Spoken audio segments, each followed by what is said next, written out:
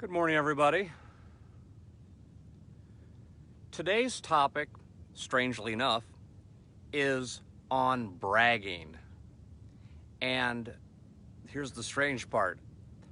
We're going to learn how to be better people who brag. We're going to learn how to brag better. And there's all sorts of opportunities to model this, even as I sit here in the corner of the campus of the Epiphany Episcopal Church. I can brag on the cool bench I'm sitting on. These two new benches right near the labyrinth. Let's see if I'm getting that one on the camera.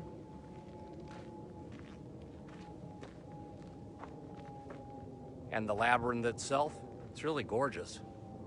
And I can say, wow, this is a great, meditative, beautiful corner of the campus. This is a great church. The people that built this, it was begun by Jennifer O'Brien. She set the labyrinth up, and she definitely had a build it and they will come attitude. Built the labyrinth, and since then it's grown. There's a little sign that welcomes people.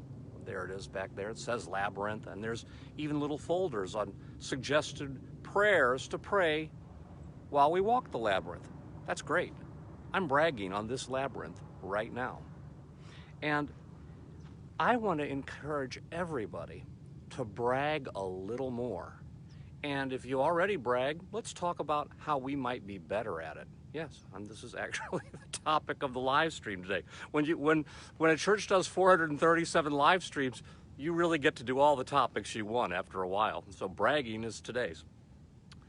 The best way to brag is to do so in a way that builds things up and tears nothing down. And that can include ourselves as we brag. I can say, wow, I'm really blessed to be a member and on the staff at this great church. I must be something special, and God must adore me. Frankly, I think that's a positive fact. Doesn't really sound vain if we believe it and know it to be true. Brag on the truth. Remember what Muhammad Ali said, it isn't bragging if you can make it happen. He used to always say, I think I'm going to knock that guy out in the 5th round, and then he'd do it.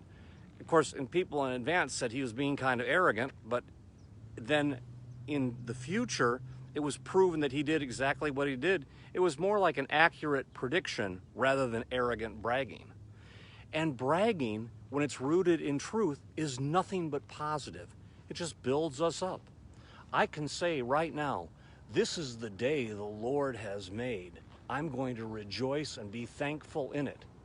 And that even presumes what we could call a certain immodesty. How do I even know there's a God?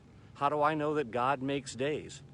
And why am I so blessed to be in the midst of all this beauty in creation? Guess I must deserve it. See, I'm bragging.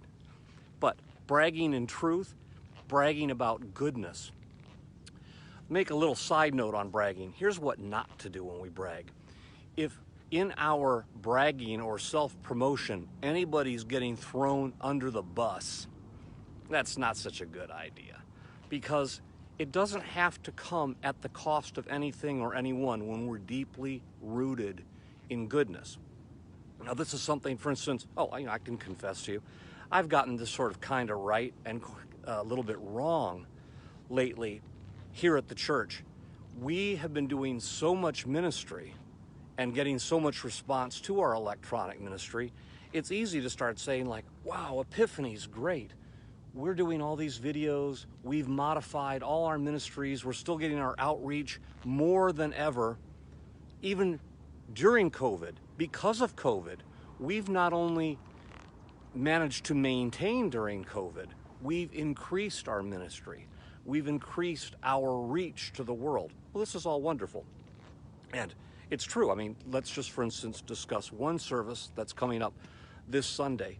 Lessons and carols typically at a church, if you have 35, 40 people show up, you're doing pretty well on a Sunday afternoon to hear 7 lessons from the Bible, and then in between each Bible lesson, the choir usually would sing a song. This Sunday's lesson in carols, however, is pre-recorded. Lots of different pieces by different choirs, by different groups of musicians, playing different instruments in different contexts, all put into the same half-hour service, but it's extraordinary. And so too will be our reach. We know from the Thanksgiving service, we'll get 10, 15, 20 times more people will actually see the lessons in carol service this Sunday because it's on YouTube and it's on our Facebook page. And I invite people to brag on their parish, whether you're a musician, a singer or not, whether you're in it or not, but just because you're a part of Epiphany, feel free to forward the lessons in carol service to your friends. They might really enjoy it. The readings, everything's been pre-recorded, and it's pretty polished pro stuff. Not pretty, it's absolutely polished and pro. See, I'm gonna do some bragging on lessons and carols. But anyway, what I'm talking about is stay in the positive. For instance, I caught myself bragging badly this week. I said, wow, Epiphany, I mean, let's brag on this place. We're doing so much. We're doing more than and I happen to maybe mention the National Cathedral. We're doing more than they are. And they've got 12 times the budget we do and 3 times the number of employees. I didn't need to add that. Better bragging is this. Just Epiphany's really been blessed by God. Epiphany's really been focused on ministry. We Epiphanites are doing a great job at seeking the kingdom of God and sharing it, at living Christ and sharing the Spirit. We're doing an excellent job at it, and nothing more needs to be said than that. I don't need to talk about who isn't doing it when I'm busy and grounded in how much we're doing. That's good bragging. So I'm pledging to be a better bragging person myself. I'm avoiding the word braggart. You think, has he said that word? No, I'm not. Braggart's a whole different set of negative. I'm going to end with one of my very favorite brags. Remember too, one of the other values of bragging is it helps us to psych up. There is nothing wrong at all. In fact, there's a lot positive to be said about waking up in the morning and not only extolling that this is the day the Lord has made and I'm going to be glad in it, but you can look right in the mirror when you're grabbing your shaver or getting ready to brush your hair and say, I'm going to be great today. I'm going to win today. I am a child of God. I'm a beloved son or daughter of God, and I'm going to live into that victoriously, magnificently. I'm going to crush every project I do today. I'm going to win. I'm going to be happy. I'm going to be healthy because I deserve all that. I'm a created being of God. It's good, healthy bragging. And remember, that can build you up. It can lift you up and then give you the power, the positivity, the God connection at those moments in the day when you need it, precisely because you started with a nice little bit of bragging in the morning. My final brag's a famous one. When I was a boy, Muhammad Ali was going to fight George Foreman, who was bigger, stronger, younger, undefeated, and highly favored to win a fight against this boxer. The heavyweight champion was George Foreman, and he was going to very likely beat Muhammad Ali, who was the challenger. Muhammad Ali, of course, was saying, I'm going to win, I'm great, and bragged like crazy. And here's another good thing about good bragging.